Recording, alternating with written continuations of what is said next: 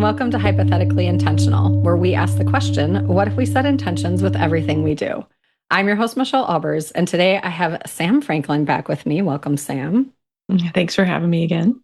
So we are recording for the launch, like the beginning of season 4, episode 1, which happens to land on Mother's Day, which I find beautiful knowing what I know about where we're going to go in our conversation today. But before we do that, we should set an intention. Do you feel one coming in, or should I drop into an intention? Feel free to drop into one. I think my intention today is might sound silly, but my intention today is to be as accurate as possible in my reflecting on my journey of parenthood. Mm. Because I know as a parent, we tend to rewrite the narrative so they feel better or so they fit better and I just really want to invite myself to be open for truly recollecting the memories and just being open and honest and vulnerable about that. Yeah, which I appreciate. I would love the authentic truth of what it Yeah. really means or what it's like to be a parent. Yeah. And so I alluded to it at the beginning, but it's weird. You're already a parent because Yeah. baby is in progress. Yeah. But baby has not arrived on Earth yet. Hmm. So, and this is your first child. Yes. Yes. Well, So my wife is due June 7th. amazing. Hmm. Oh, that's going to be here so quickly. It really is. Time has been flying by the last month or two. That was going to be my first question is like, how has time been since you found out you were going to be a parent? Yeah. Well, it's just been like the whole journey's been interesting because it has felt so slow, like leading up to getting pregnant.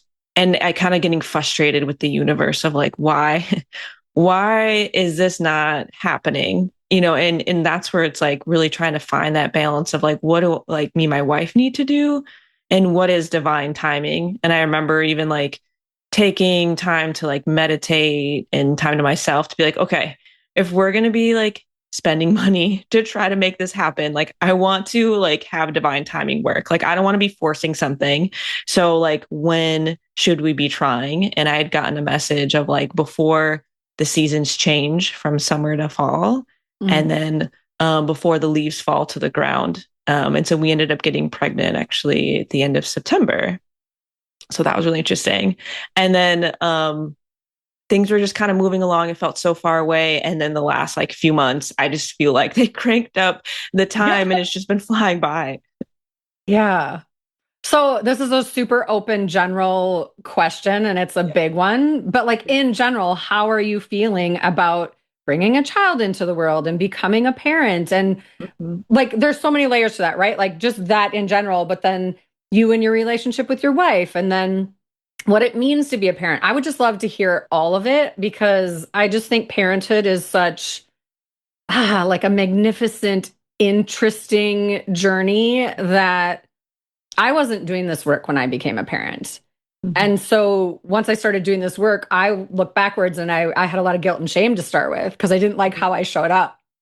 I've since had Mhm. conversations with my boys and like it's good, and I've healed from that. But I'm curious, because you are doing this work, you are on an intuitive, spiritual self love journey. And at least that's how it appears to me. I mean, that's how it Mhm. seems you show up in the world. And so I'm just so curious about where you're at with regard to all of that. That was a big, Yeah. Let's see where like intuitively I feel pulled to go to.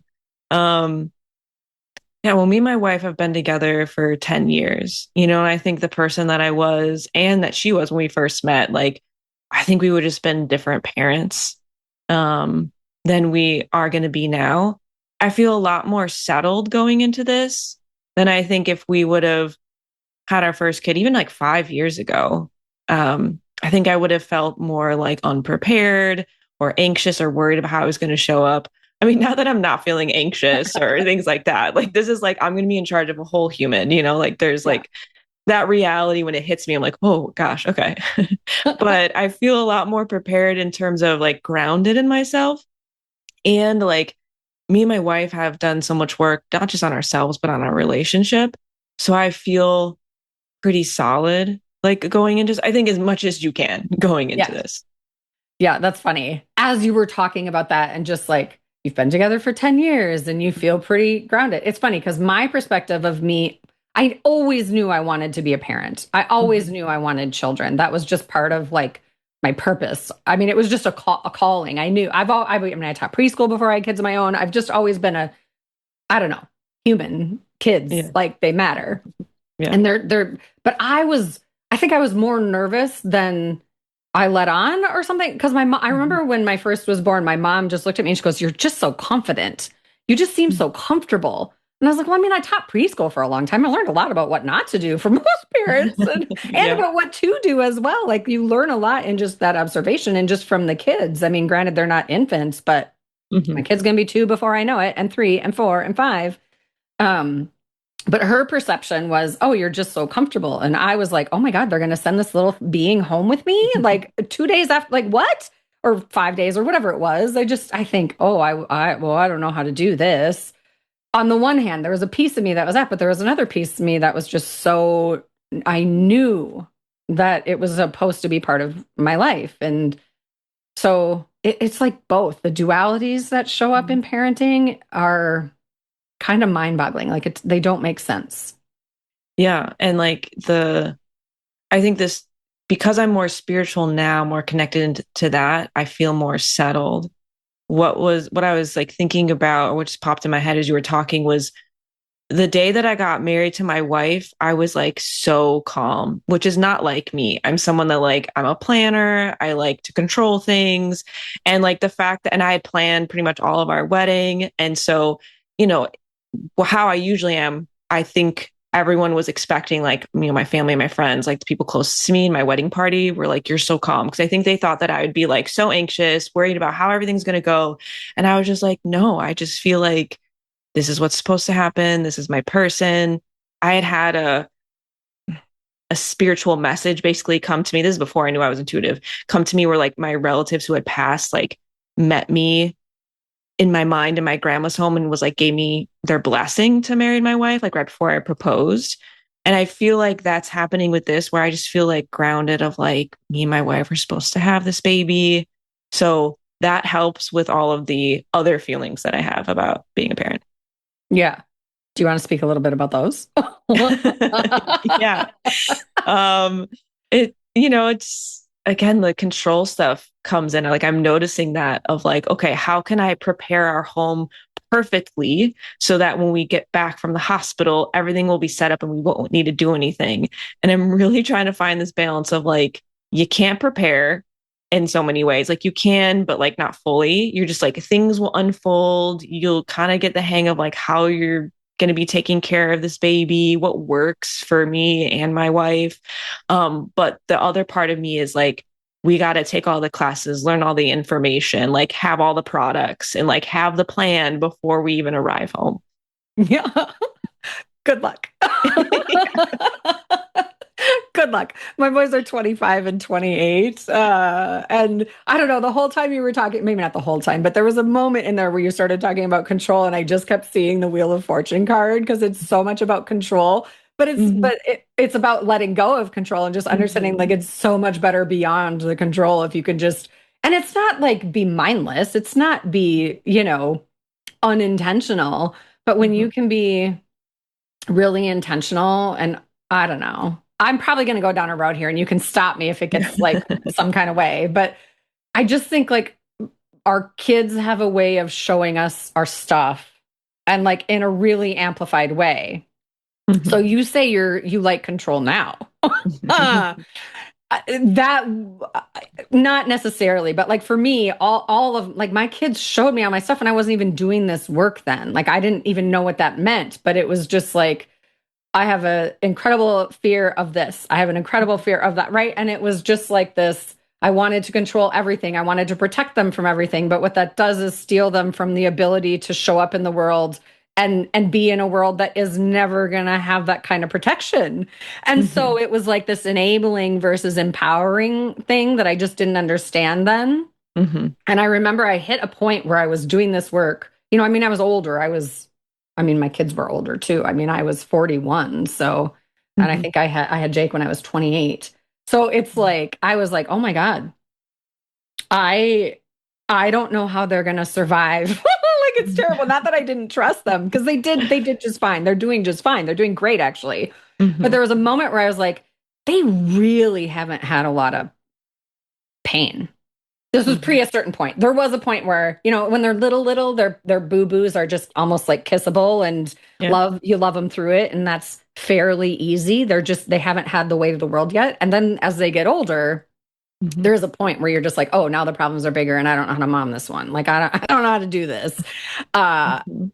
and I was more comfortable with the little stuff. So on that note, like I think my mom was right in that I was confident. I'm like, I've been teaching preschool for, my degree is in child psychology. I'm not afraid of the little part. Mhm. It's the bigger part where you're just like, oh, how do I help you through that when I didn't navigate that kind of thing myself very well?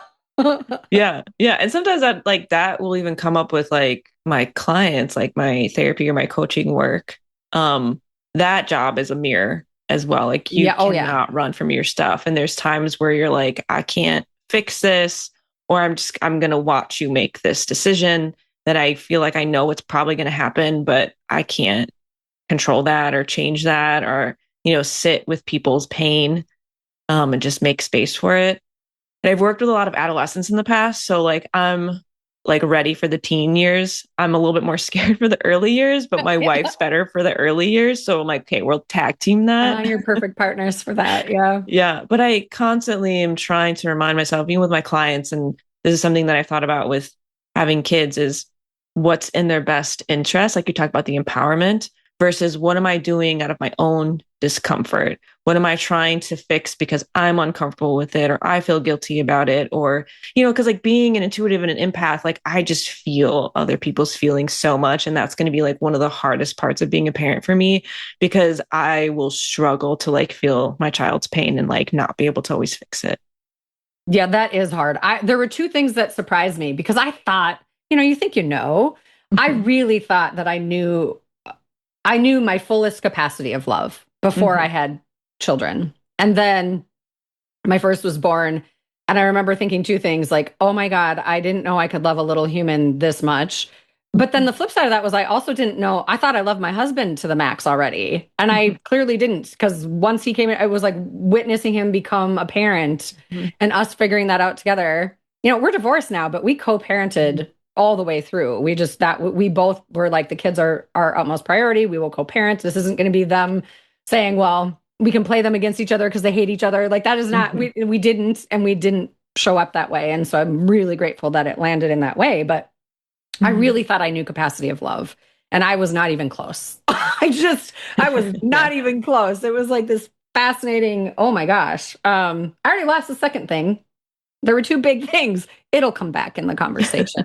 But I just was so Yeah. surprised that was the other thing is the empath thing. I didn't know I was an empath at the time. And like, you think you hurt when you have hurt, and then your kid has hurt, and there's nothing you can do about it other than hold space if you're the space holder they choose. Mhm. Um, I was always pretty good about like my message to my kids was, I just want you to have someone to talk to. It doesn't have to be me. It doesn't have to be your dad, but I need to know if you ever feel like you have no one to talk to. I wasn't Mhm. attached to it being us. I understand fully that sometimes it's not the parent. They're not the best helper. They're too Mhm. close. Mhm. um, Yeah. Yeah. That's yeah. what like um what I've been working on also over the years is cultivate this really great community of people so that yeah, my kids can hopefully go to some other adult that I trust if they feel like they can't go to me or my wife for whatever reason. Yeah. Yeah. I grew up in a neighborhood where there was like four families on the street and kind of kids of similar ages or like kids that were our babysitters.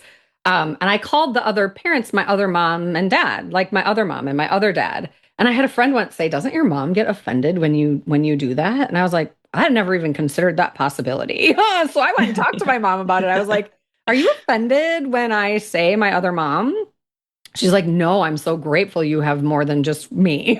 She said, "I'm so grateful you have resources and people close by that you can count on and that you feel you can trust." And I was just like, "Oh, that's phew." I was all ready to feel guilty about it. I'd never even considered that being a thing, which means my mom wasn't showing up in that way, Mm-hmm. but I didn't know that at the time. But it's amazing how much, just parenting, how much ego we put into it. And we don't even realize we're doing it. Our ego, our fear, our stuff. So I don't know. I feel like you have so much wisdom within you with all the work that you've done that you have that intentional pause and you'll be able to. I'm not saying it'll never happen. It 100% will. Like we're human, Yeah. but just for you and your wife together to come to that place of, all right, we got this, but we don't know what it's looking like right now. Hmm. Yeah, it's almost like this is like my Mount Everest of like all of these things that I've been working on. Like one example being like boundaries, right? Like setting limits. Like I've been working on that for a while, or not trying to fix other people's pain, or just these different things that I've been working on. I feel more prepared, but I know that like being a parent is just going to challenge me on another level with some of these things. Yeah. Yeah, it's I don't know. It's such a beautiful journey, but it's like the most I'm just going to reflect on that a minute. Is it the most challenging? I mean, outside of maybe the relationship with yourself, Hmm. I would say it might be the most challenging, but also rewarding. And I don't say that from an ego place. I just say that from like I don't know, like I feel like both my boys have, like they've had their roller coaster of life, but currently right now, like they're both in really good places. And like as a mom, there's like a piece within me that isn't there when my boys are unsettled. Hmm. Like I can't put the worry hat down when they're unsettled. I can't. It's like but it's a different kind of worry. Like I used to worry myself to death in a loop that didn't take anywhere, and this was more just like mindful intention of how might I show up to hold space? Do they want me to lean in, or do I just step back and like open the door and wait for them to come to me if they need me, kind of a thing. But not needing them to need me. That's a totally different thing. Yeah. Yeah. I think this next chapter of my life will be so transformative. I mean, so many other things also in my life have been, but um just these parts of myself that might come out that like are new, or that I can reconnect with. Like I'm thinking of like the playfulness part in me that does come Oh, out already around kids, and I feel like that will just be amplified, and that's something that I've struggled to connect with because I had to grow up fast in a number of ways and kind of be really responsible. And so I love that I can maybe lean into that playful part of myself with kids. that's amazing. That's so good. I do feel like our inner child gets healed just by simply engaging with children, whether it be your Mm-hmm. own or someone else's. I think they show us. I kept a little notebook. I wish I would have started it earlier, but I had a little notebook and my kids still love this book. I don't know where it is right now. I wonder if I gave it to one of them or if it's there's one drawer it might be in. But I wrote down quotes that they said when they were little that were either Oh, love profound it. or super funny or like whatever. And they'll just go back. But, just the simplest of things they have curious and awe and wonder about. And it's just like, I mean, just a simple one. Um, he was like, Mom, what are these fuzzy things on my eyes? And I'm like, do you mean your eyebrows? Because I couldn't see him and he was playing with his eyelashes. But we were driving. So I was, he was in the back in his car seat and I was driving. And what are these fuzzy things on my eyes or by my eyes? And I was like, do you mean your eyebrows? No, no, these fuzzy things. And I was like, they're your eyelashes. And he's like, what are they for? They're so soft, and he's got these long, beautiful eyelashes. I'm like, oh, you have the best eyelashes. I was like, well, A, they're pretty and they enhance your eyes, right? But B, they help keep stuff out of your eyes. And they can tell you when your eyes aren't feeling the best because they can get all crusty. Like there's lots of purposes for them. But like I had never considered what eyelashes were for. That just sort of dropped in. I'm like, I don't know. What are they for? Yeah, kids have this great way of like helping us have what we call like beginner's mind and Yeah. mindfulness. Things that we've just taken for granted and we just kind of look over. I think kids do a great job of helping us slow down and see the world again through those kind of child eyes. And I think it can add another whole layer of joy and curiosity for us.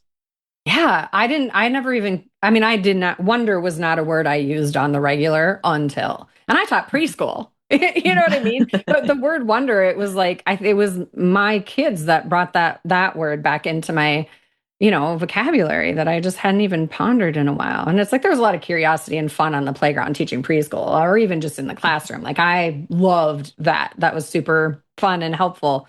I don't know. There's just something about like when you're living with a tiny human 24/7 and they find their words and then they have questions.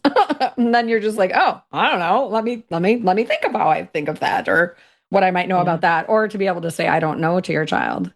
hmm You Yeah, know?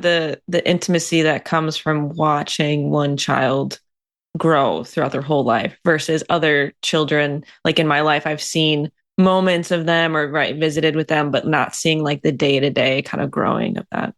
Yeah. Yeah.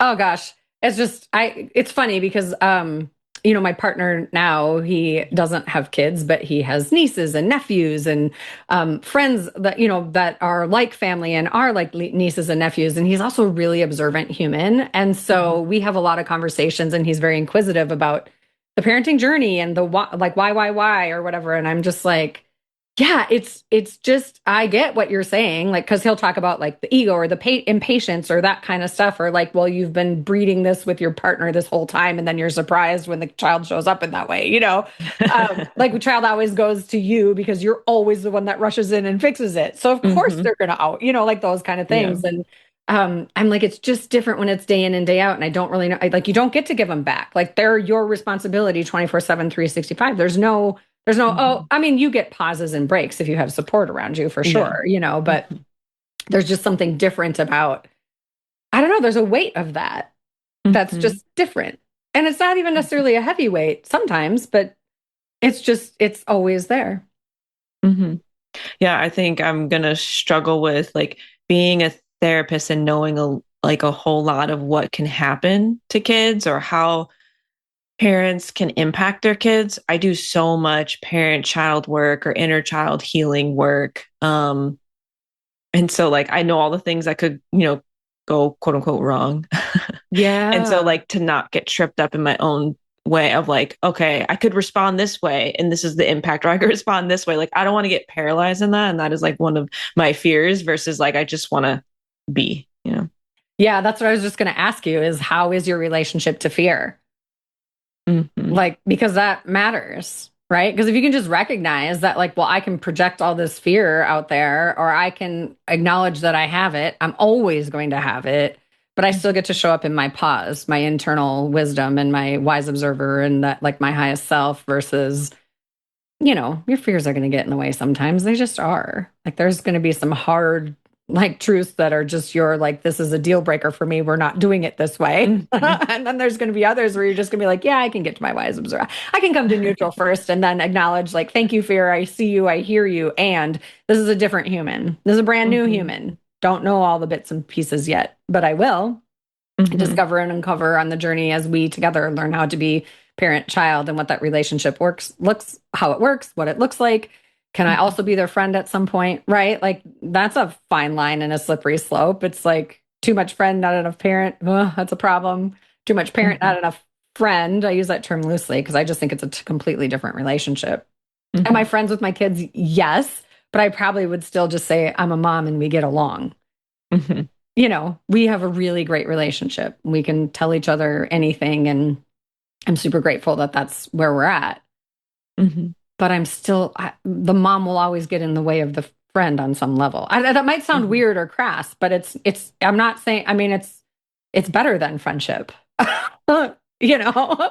Well, because we can have a number of friends, but we have a limited amount of parents. And Mhm. so I think that people want their parent to be a parent in a lot of ways. Yes, they want to feel close and have a good connection, but it's still okay to be the parent at the end of the day. Yeah. Gosh, like the word expectations came in.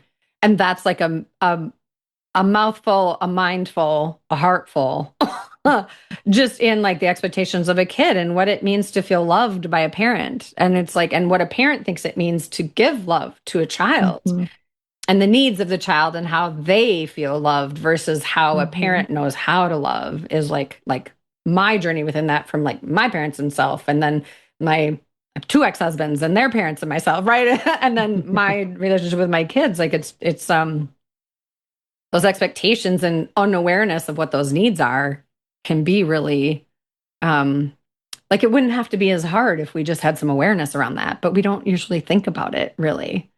We're just like, well, I'm showing you. How can you not see it? Well, have you ever considered to ask me how I receive it or what my hopes or dreams might be or how that might feel to me? We don't Yeah. necessarily do that. I don't think we're taught to do that. Yeah, I'm curious to see how my relationship with my parents change more like internally within me um, as I become a parent and raise a child. As I gain more perspective of kind of like what that's like to be a parent, I don't know how it will change, but I imagine it will in some way. Yeah. I love even just the curiosity in that question, Hmm. right? Like that's such a cool, because everything's evolving, Hmm. and then to have a new awareness of, oh, I get that part now, or I don't understand that part at all, right? It's going to be Yeah, it can both. go both ways. I've heard It's that going to from be both. friends as well. They're like, I understand this, like how hard it was for them, and I have empathy. And then there's times where like I feel like doing that was pretty easy, and I don't know why my parent couldn't do that. So Yeah. there's that too. Well, and I think to have an awareness of how you show up in the world and kind of what your wounds slash triggers slash like whatever words you want to use, but kind of where your tender bits are, Hmm.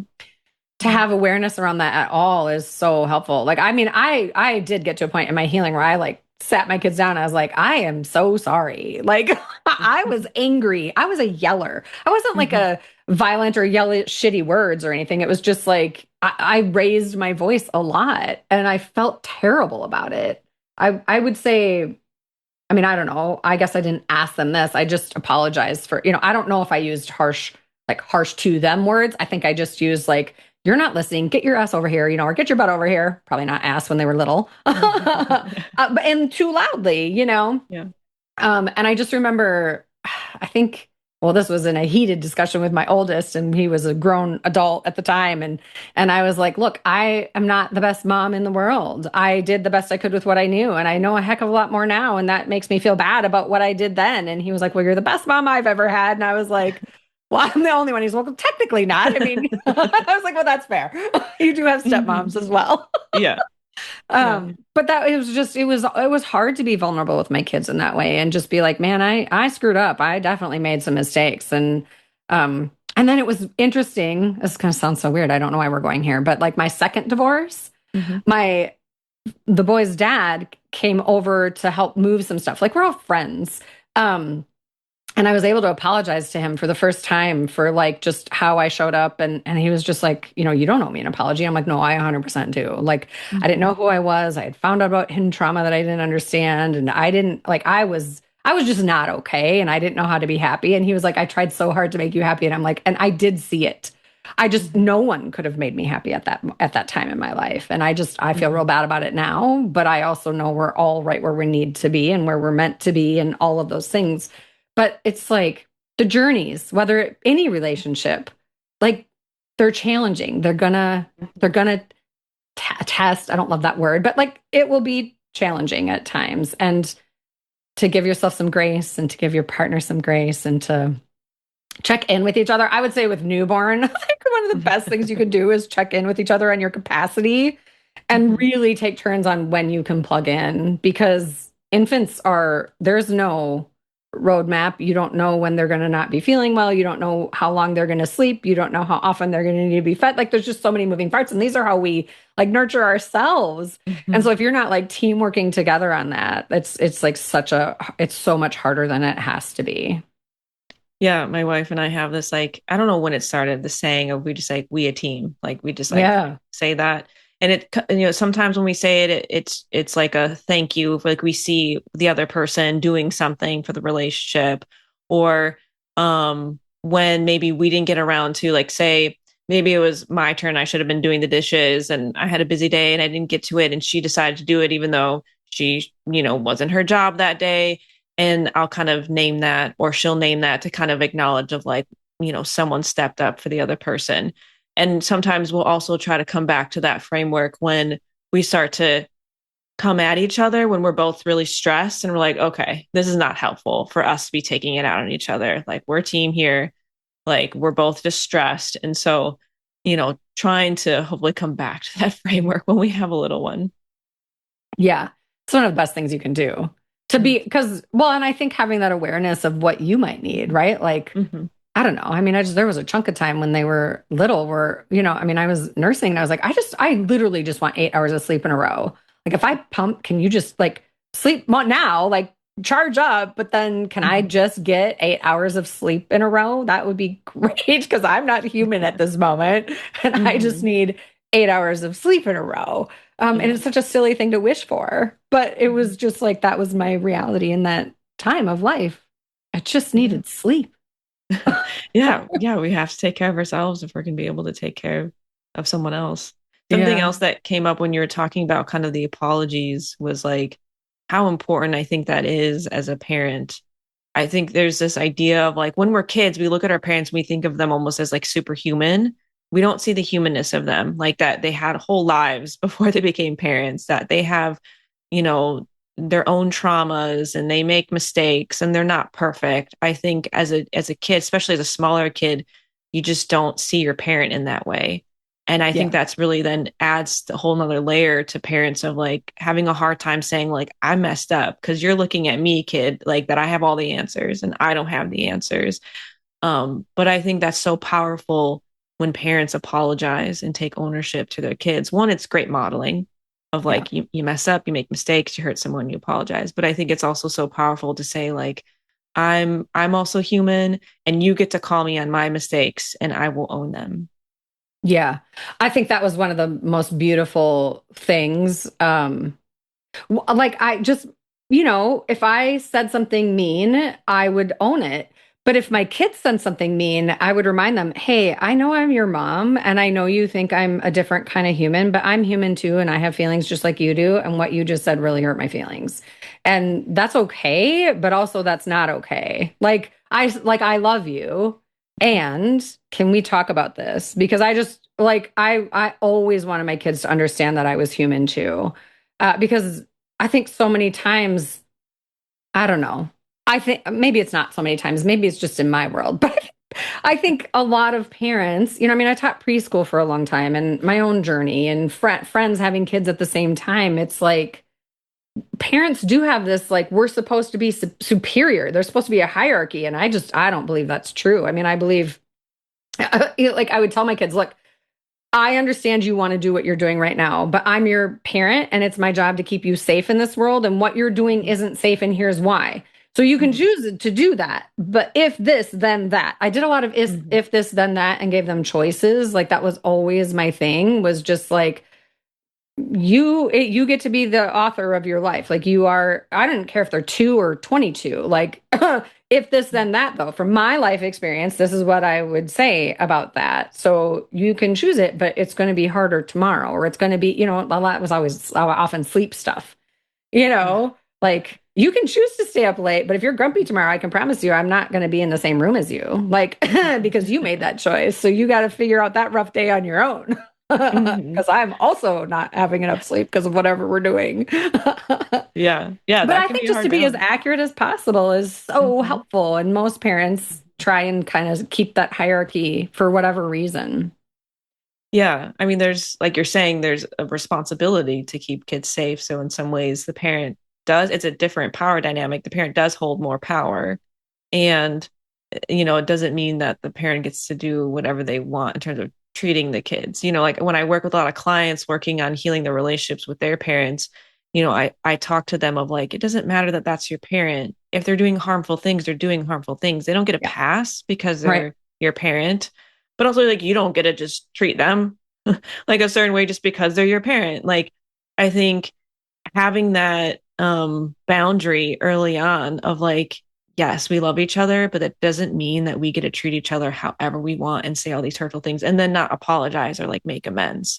I think if we don't do that, then I think we can set you people up for like later on having like maybe romantic relationships where someone treats them like not well because they're like, well, there's exceptions to this like treat everyone with respect rule. Right. Well, and I think I think it so often boils down to a lack of communication. There's no clarity. And, the number of times I was like, hey, you look like you're feeling mad. Do you want to talk about it? Which sounds Mhm. so calm and whatever. But I mean, that was often the case in preschool too. If a kid's throwing a temper tantrum, it's like, hey, like you're super upset. You want, like, can you, most of the time they can't tell you what they need if they're like, depending on where they are in the scale, but to just say, you want to talk about it? Should we go do something like just even sometimes just a small distraction to get to that pause so they can get into their Mhm. sympathetic again so that they Mhm. aren't reactive, but I Mhm. think one of the best things we can do for kids in general, or even just other humans, is to help them go inward and ask themselves what they need versus me assuming what they need. When I assumed, it never worked. And my boys were so different as far as what they need. Like the one always wanted me in the room with him and like near him, but he wasn't a cuddler. And my other one could play for hours by himself, but he needed to cuddle.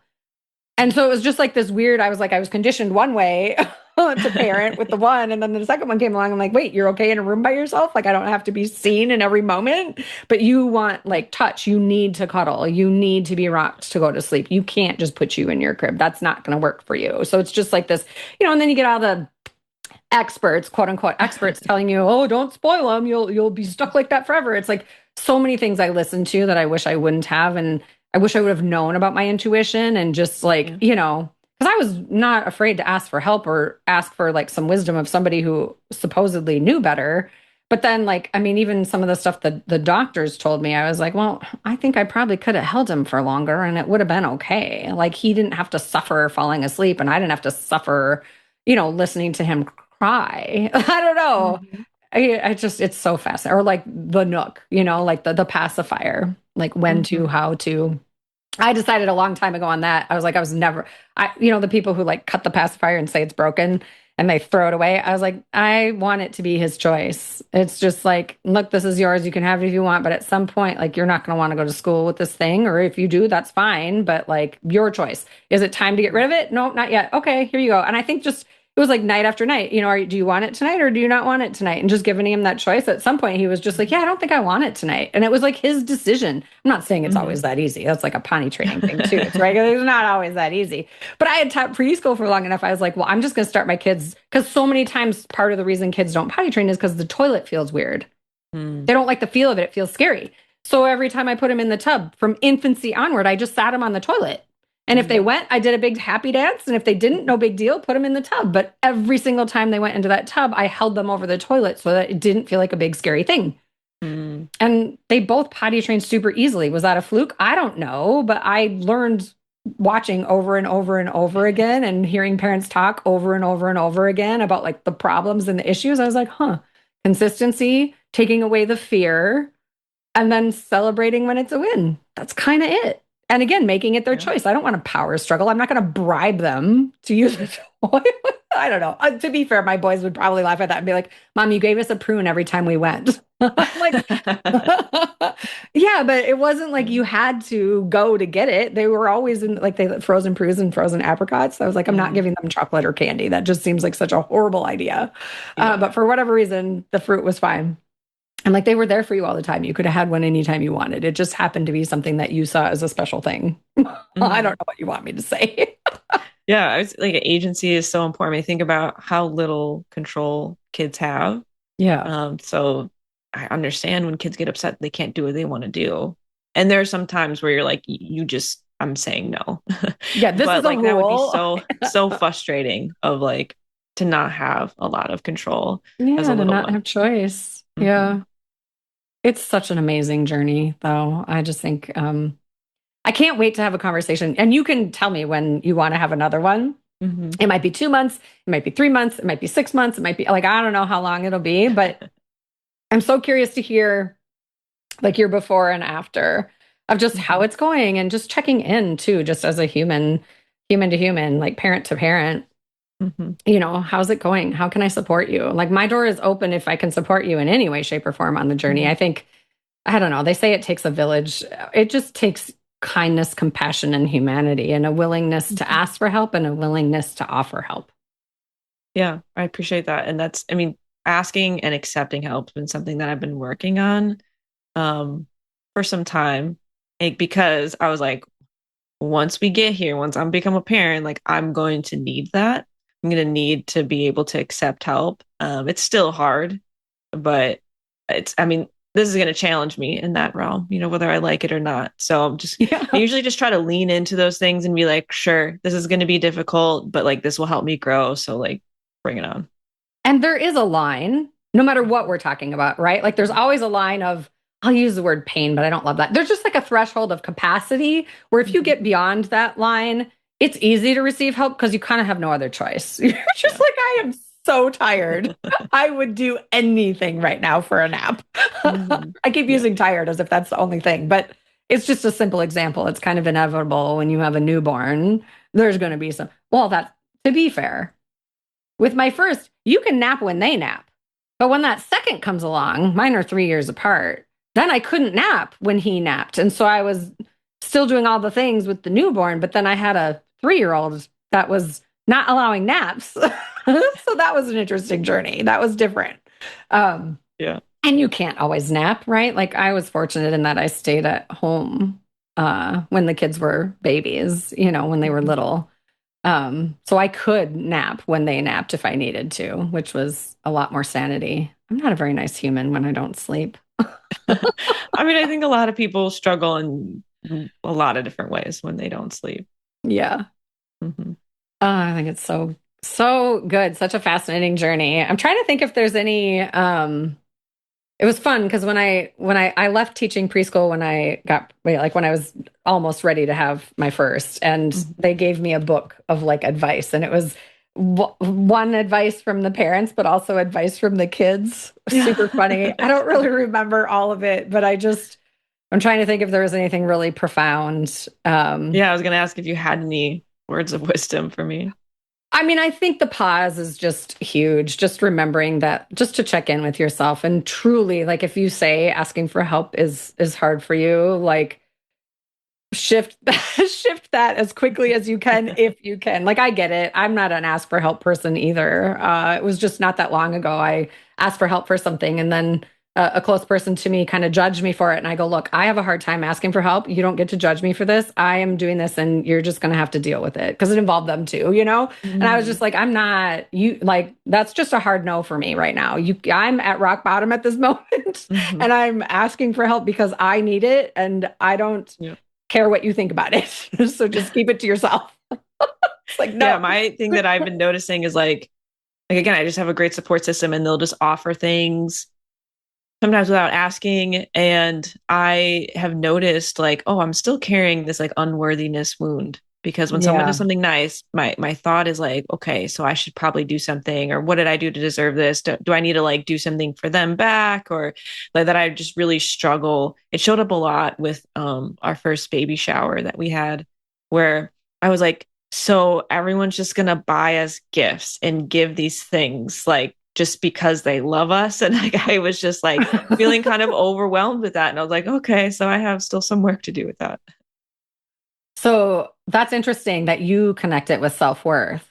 I think I used to, but I think I've also discovered and uncovered that for me, asking for help, some of the reasons it's so hard for me is because I won't say all.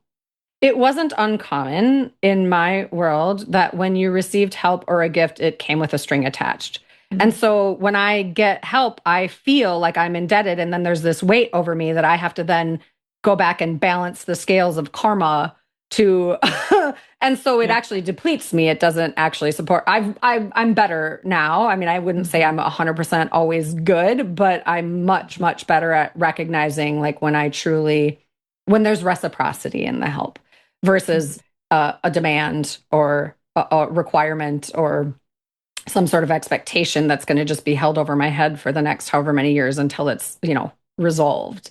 Yeah. Um, Yeah. I struggle with that too. And I have a lot of friends, a number of them who are therapists or healers. And so, those are always fun people to be friends with. They'll say, right. Sam, you offer a lot without just having to do stuff, just like your presence, or I just enjoy having a friendship with you. Like you don't need to do things. And so I try to keep coming back to that in those moments where I'm like, okay, now you've done a couple nice things for me.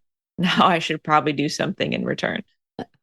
That is such a slippery slope and such a fine line. And this does Mhm. equate this in this. like matters for parenting as well. But Mhm. I just think sometimes that reciprocity can feel a lot like keeping score, and that's an Mhm. exhausting way to live. It's like, what Mhm. if we just trust each other to show up and love each other through whatever it is and not keep a scorecard and understand that you do have to look for reciprocity, Mhm. but like if there's no reciprocity there, eventually it'll feel like a drain or a vampire, like an energy vampire. So you'll know sooner than later anyway. It's like it's building that trust with yourself to understand that, like, oh, I do have good people in my, and I'm not poo-pooing the people in my life, but it's like I used to show up in a way that was tucked into boxes so I could feel worthy and lovable. And I didn't feel lovable if I wasn't giving in some way, which just was such bullshit. It was enabling and so toxic on so many Yeah. levels for Mhm. me, for them potentially, right? Like it was just, I'm not saying I'm a toxic human. I'm just saying some of the ways I showed up was not really Mhm. a healthy pattern and that it didn't Yeah. serve. But there's so much in that with the parenting too. It's like, am I in fear right now? Am I in, that where is this challenge coming from? And how do I want to model this for my kid? But that's also a lot of pressure. It's like, just be yourself, just do your Mhm. thing, trust yourself, trust your intuition, trust your partner,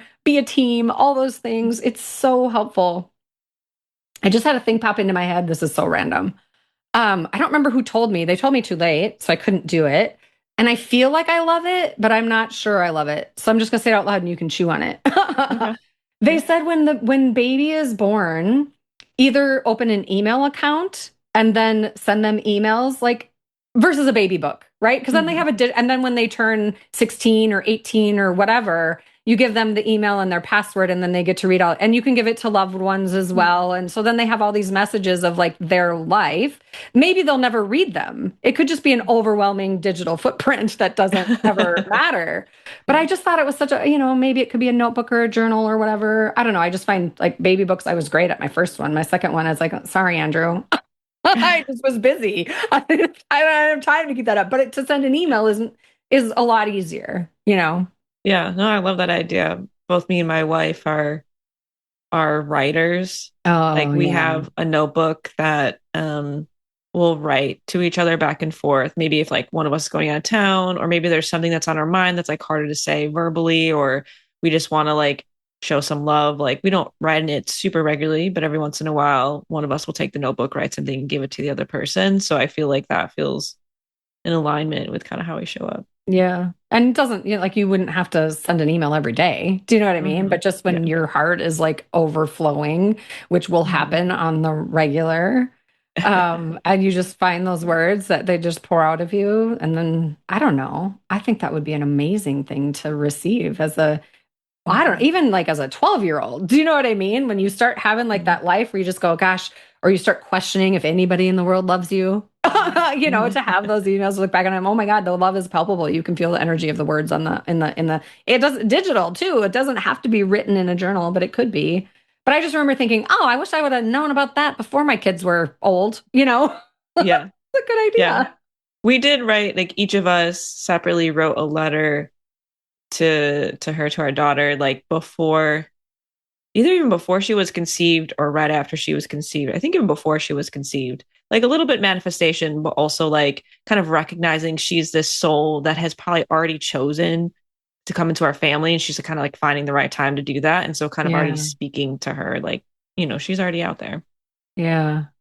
And to journal your own journey as well can be helpful. But Hmm. everybody's different. Not everybody needs that. But I don't know. I wasn't, like I said, I wasn't doing this work when I became a parent. I mean, I was in child psychology and definitely enjoyed how the mind worked. And you just, like had I mean, I taught Sunday school for a while. You know what I mean? Hmm. I loved kids and I love teaching. I still love kids and I still love teaching. But I was not self-aware. I wasn't even close to touching my wounds and didn't understand I had triggers. Like I didn't know any of it. And you know what? My kids are good. I didn't fuck them up. I mean, sure, we all do on some level, right? But I just think we put so much pressure on ourselves as parents to be perfect. I'll just say it that way. And good fucking luck. You're never going to be. But if you Yeah. can be human and let your kids see that and give yourself some grace and let your kids see that and be honest with them when you're depleted and just let them, like, I'm having an angry day and I don't know why. I feel like I'm just going to go take a bath, or I'm just going to, like, mommy needs some time, just Mhm. whatever. And I tried to be as upfront as I could be. And look, some days I didn't get to be angry. Some days they needed me more than I needed my processing. And that's okay. I mean, that's my job. So, um, Yeah. Yeah. And I don't think it's ever too late to apologize to yeah. your kids, to go back and, to them years later and say, I've been thinking about, how your childhood was or how I showed up as a parent, and I'm sorry for these things. Or even more vulnerable, to ask your kids, like, is there anything that you're upset with me around? I mean, Mhm. that's difficult, even thinking about like doing that eventually for my kids, of like basically asking them for feedback of like how I Yeah. am showing up as a parent. It's like, you could be unhappy with some things, and I might have to sit in like the guilt or even shame, Mhm. and regulate through that to then show up for them. Yeah. But that is, I mean, there is so much wisdom in that, and it's such a beautiful thing. And it is, I don't know that I was terrified. I definitely felt vulnerable, but I Mhm. truly wanted to know. I deeply wanted to apologize. I mean, it was a heartfelt apology, but I just didn't want it to be a one way, like, sorry, peace out. I wanted it to be a conversation. Um, and yeah, it was vulnerable, but it was also like I mean, there's some of the most beautiful conversations I've ever had, you know? Yeah, relationships can be so much stronger when you have those hard conversations, vulnerable conversations, in any type of relationship, of Yeah. like taking accountability or asking for feedback, or just like working through stuff of the relationship. I think if you're able to do it in a great way, like, it does make the relationship stronger and makes people feel closer. There's more intimacy there because you're not avoiding all the stuff that's in the room all the time in the relationship. You're like, let's actually talk about it. Yeah. I just reflecting back to when they were babies. It was just I don't know. It's such a great time. And I mean, every part of the stage of their life so far has had its special moments, and it's all been a great time, and it's all been a horrific time, right? Like, it's all of the Mm-hmm. above, it's all the moving parts. But I just think about like some of the simplest things, like, this is going to sound so, it's going to sound so dumb. But like, I just learned, like, it may have been both of them, I don't remember, but like, if I gave them one kind of diaper, they pooped up their back every time, but then I tried a different kind of diaper and it never happened. And so I was like, Mm-hmm. oh, this diaper doesn't fit their body right. But you don't think it's about the diaper. You just think, oh my God, my kid is just constant. Like, what the heck? I'm doing so much laundry. And if I wouldn't have thought to, like, well, maybe I should just try a different brand, or same thing with like diaper rash. It was like there was one kind that worked, the other kinds just made it worse. But if I wouldn't have had the like wherewithal to explore and to talk to other, I mean, I had good resources because I taught preschool, right? So I had a lot of people I could ask. I had a lot of friends that were Mm-hmm. like experts. Um, and so I just wouldn't even have necessarily considered that they were all that different. It can be the most subtle, simplest, smallest shift that Mm-hmm. can make everything easier, but you got to be willing to try something new. Like, that is such a silly example, but that is like the healing journey. It's like sometimes you just need a different brand of diapers or diaper rash Yeah. cream, Like, Sometimes it's no one's fault. It's just a yeah, simple change and like makes a world of difference. yeah. Oh, it's so funny. Mm-hmm. Yeah, and if you don't think to ask or consider that there might be a different possibility, well, you just be there. And that it would have worked. Like, oh well, just more laundry, as long as he wasn't getting diaper rash all the time. But kind Yeah, of that's hard. something that's helpful to have. Like, I have a number of friends who have kids, and so they've already given me advice. I've had people help me put together my baby registry because I was like, what are even some of these products? Like, what Yeah. do they do? Like, this baby needs so many things. Like, oh my gosh. And so being Yeah. able to ask them questions has been helpful. And it's also been funny. They've been like almost like, they've been excited, to have another baby in their lives, for me to go through this journey, but they're also kind of excited for me to like understand the parenting part. They're like, you'll eventually know what it means to be so tired. You'll eventually know what it means to be blah blah blah. And so I think they're excited to, I think it'll grow my friendships with those people as well, Yeah. because I'll understand a part of them that, has shown up through parenting. Yeah. A couple more things that were just super helpful. And this is probably not infancy. Well, maybe infancy. I guess if baby like spits up a lot or does have diaper accidents. One of the best advice, I think it was Sharon, shout out to Sharon. We taught preschool together. I think she told me both of these tips. One, when they have an accident in the middle of the night, like to change a bed at 2 a.m. is like harder than you think because you're half asleep. So you know how they have the plastic sheets that protect the bed? Mhm. Make it twice. Get a set of like a plastic sheet and then a regular sheet and then a plastic sheet and then a regular sheet. And then when they have an accident in the middle of the night, you just got to take it off. You don't have to like remake it. And then they're in bed quicker. So they go to sleep faster. It's like, it's the simplest little thing, but it is like the Yeah. best advice. Yeah, it's like those parent hacks. I did have a Yeah, friend tell me that, and I was like, that is so smart. Like, I it's just would so never smart. have thought of that on my own. But like I people have know. been through it, they're like, I have wisdom to share. And it's like, Do yes, this. please share your wisdom. Yeah. And then the other thing is when they start teething, she either kept like a just a very slightly damp washcloth in the freezer that they could then chew on, or like the best snack when they're teething is frozen peas. Just put them on their thing. They'll thaw Mm. fast enough and then it just gives them that cold and that comfort. It's like the simplest, silliest little thing that you never would think about, but they're not going to choke on a pea. Because it's gonna, I mean, I don't give it to them rock hard. I wait till it thaws a smidgy, but like that was Yeah. like the best. They loved it. They would just house them and like peas, schmeas, whatever. They didn't care about them unless they were teething. And then it was like the best thing you could have given them. Mhm. So funny. I don't know. It's such a brilliant journey. And it's one that I get what you're saying. I used to, I'm going to say require exponential amounts of control in my world to feel some kind of way about it, like safe and good and whatever. And oh, if there's one thing that can help you loosen the reins a bit, it's children. I know I've had more than one friend being like, this is going to be good for you. Yeah. I'm like, yes, I've worked a lot on the control stuff. I've been able to surrender way more. And I've been like really proud of myself and impressed of like stuff that I've been able to let go. But like, this will definitely take me a whole nother step further. Yeah. And I mean this from the bottom of my heart, truly. Like sometimes people are too close, you know what I mean? And like you Mhm. and I are like fostering a friendship, but we don't know each Mhm. other that well, I'm going to say Mhm. yet. Yeah. Sometimes you just need somebody who doesn't know all the things about you to help you. Mhm. My phone is on silent at night. If I'm awake, I'll hear it. Text, call, email, whatever feels right for you. I know it probably won't ever feel right for you because asking for help is a hard thing. But from one person who has a hard time asking for help to another, look, I don't have all the answers. I don't even necessarily have the right answers, but I do have some experience. And my heart is like just all about the kids and you and just helping all of that. And I know what it's like to be a parent. I was fortunate in that I had a lot of support and help, and sometimes I had help I didn't ask for and didn't want. Mhm. Yep. So I'm not the person that's going to like step through the door and like ask all the time, but I would just want Mhm. you to know my door is open and lean into all the doors that are open as they feel right to you, because it's really good to have support on the journey and for your child to see you getting help, asking for help, all of that. Mhm. Yeah, I Yeah. really appreciate it. It means a lot. Yeah. Anything else you want to talk about or that would be helpful? No, I think this is where I'm like trying to lean into surrender part of like I know some things and I'll have to figure out the rest, Yeah. it'll just unfold and however it unfolds. Yeah. I think the best surprises come from parenthood. I don't know, like just the silliest little things. Like after Jake was 9, he was a 9-pound baby.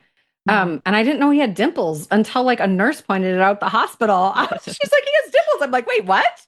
Like he hadn't smiled or smirked in the right way for me to see him yet. I was like, oh my God, he has dimples. That's adorable. Like a silliest little surprise, but that like Yeah. literally made my whole day. And then also gave me that ping of mom guilt. Like, how could I not know? I've been in the hospital for 2 days and I Mm. didn't see a dimple. So Mhm. give yourself some grace, because all Yeah. those things that you think you were supposed to notice, like just you were present in the moment and you weren't fishing for all the details. It's a good thing, not a bad Yeah. thing. Yeah. Yeah. I'm so excited to see like who my kids become, like Yeah. personality wise, like yeah, and just seeing the transition between kind of moving from really connected to the spiritual soul realm into Hmm. more the human realm. Like now that I like am way more aware of that, I'm so fascinated to like watch that and see if I can notice things that maybe I wouldn't have before. Yeah. That is amazing. I can't wait to hear about that journey if you're willing to share it, because that was not Hmm. something I had. I was very much I wasn't here yet. Hmm. Yeah. So cool. Well, I'm ridiculously excited for you. Thank you for talking about this on the opening of season 4. There was just something about it, the fact that it's going to land on Mother's Day, and um, I don't know what's going to shift between now and then. Maybe nothing, but I think it's always a good conversation to have, to just for the parents out there. You're not alone, and on Hmm. those most challenging days, you're still not alone. And Hmm. sometimes you need to be alone and you just feel like you can't ever be alone again. Like none of those things are true. Hmm. But you might have to get clever and creative in how you navigate your needs as you also navigate this other one or several humans in your world as you are navigating parenthood. Yeah, I hope this helps parents out there, but also like maybe helps parent maybe reminisce a little bit of some Yeah. of the early years or kind of think through that journey for themselves. And I also love that this will be like something that I can listen back to of like Yeah. some of the things that I was thinking and feeling. There will probably be some things of like, oh, that was cool that I said that, and other things of like, man, I really didn't know what I was getting Yeah. into. That's any new journey in life, but there is something magical about the and exponential about parenthood. Hmm. All right, that feels like a good place to wrap up. I'm looking forward to you reach out to me whenever it feels like the right time to do the follow up on this one. I wish you the Hmm. best, and my door is open, and I hope I get to see pictures at some point. Yeah, I And was gonna say you'll hear it from me sooner than when I'm ready to do the episode because I'll send you updates, I'll send you good. pictures. Yeah. Awesome. I'm really excited for you and your wife. I think it's an Yeah. amazing, beautiful thing. And you seem really happy about it. Hmm. Yeah, I've been wanting this for a while. Also being a cancer, a triple cancer, like I think nurturing is just kind of in my bones. Oh, you're a triple cancer. That's Mhm. amazing.